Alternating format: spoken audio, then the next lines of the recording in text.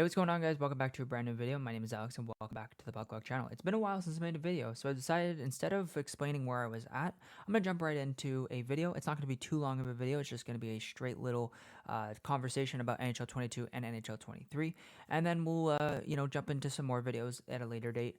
So let's get into today's topic, NHL 22 versus NHL 23. I'm going to talk specifically about what we've seen from NHL 22 this year, and then talk about the little details that I had seen in NHL 23, because a lot of people are saying it's the same game, and they're not wrong. There are a lot of comparisons and similarities between NHL 22 and NHL 23. But I want to talk about two specific details that I thought are worth talking about, and one of them you know already, goalies.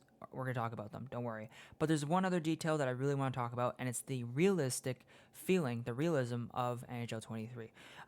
When I played the beta, I've noticed very quickly that NHL 22 felt really arcade-like, and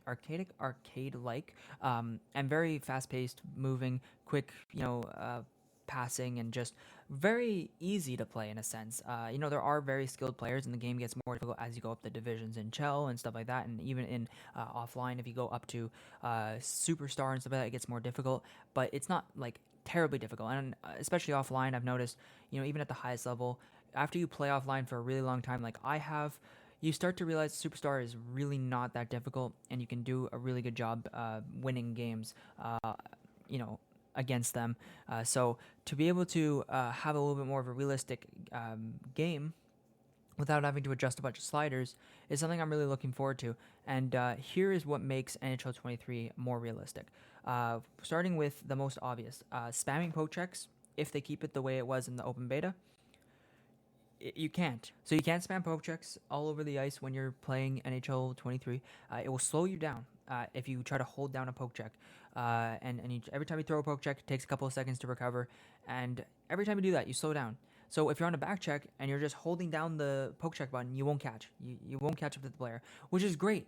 Finally, like, I can't tell you how many times in Chelsea somebody just speeds up to me and holds down the poke check button and then beats me to the puck. And I'm like, what? Like, that's ridiculous. That's not fair. So that adjustment is welcomed, and I'm really looking forward to it.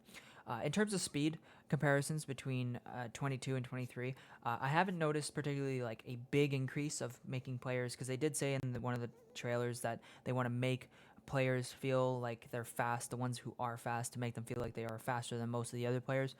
And this could just be a Chell thing. This could just be that they don't want to make the game too unbalanced and unfair. People max out their speed attributes, and there's other players who don't, and then you're just getting destroyed up the ice every time a guy picks up the puck with 93 speed or something like that.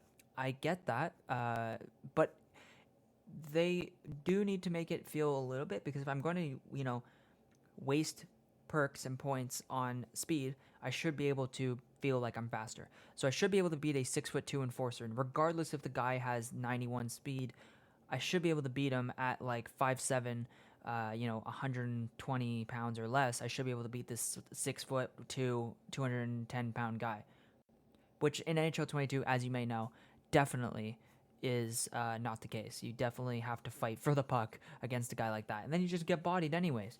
And you shouldn't have to really be dealing with that.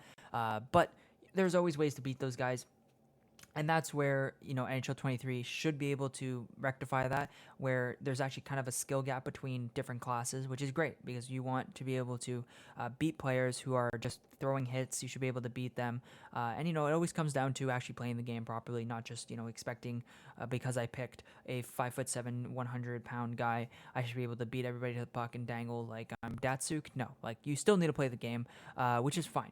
That's a realization that all players, including myself, come to, realizing, oh crap, like, I'm actually not that good and I need to be better. So with that in mind, let's talk about the second big feature, goalies. Goalies are really, really good in NHL 23. Not like really good, like they're making every single save, but they're good in the sense that it's making players think twice before they do the next thing. So let me explain. NHL 22, how do you score a goal? You glitch it and you go across the crease and you score. You cross crease, no doubt. You pull the puck behind you and then you rip it from the hash marks. Those are all goals that are still viable in NHL 23, so those have not been fixed, just so you know. But goalies are a lot more likely to go into that desperation mode that is only more or less usable by the user when you're a human goalie. You click on X or square, and you just can dive across the crease and do a desperation save. Those animations are more likely by the CPU now than they were before, which is really good. It makes the game feel like the goalies are actually making an effort to make it to the puck, especially the cross graces are not impossible, but they are being saved more than I've seen in any other NHL in the last 5 or 10 years, which is great because that's what you want to see. Goalies making cross crease saves are kind of not like they're not consistent in the real world, but they are a little bit more likely than in NHL. In NHL, you just do a cross crease and it goes in.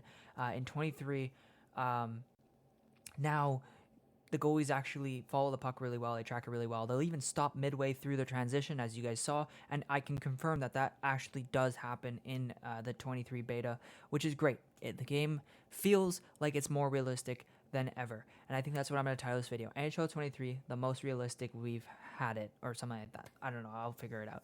But regardless to say, NHL 23 has very minimal upgrades, and we should be annoyed about that, so I can make a whole video about why we should be mad at EA, but just take a little bit of grain of salt about this year's game and feel good about what we have, but we should still be pissed about what we were offered. We kind of got shafted this year as the community, so we'll talk about that in another video. So I'm going to leave you guys with that. I hope you guys enjoyed the video. This is sort of a like hello and how you guys doing video. I'll see you guys in NHL 23. It should be an interesting game. I'll be doing a 10-hour trial of the game when it comes out, and I'll be trying out the game and playing it, and I'll probably record my initial reactions to the gameplay, which I always like to do because it gives me an idea of where we're at in the development of NHL. So I'll talk to you guys soon. Leave a like, subscribe, and have a good one.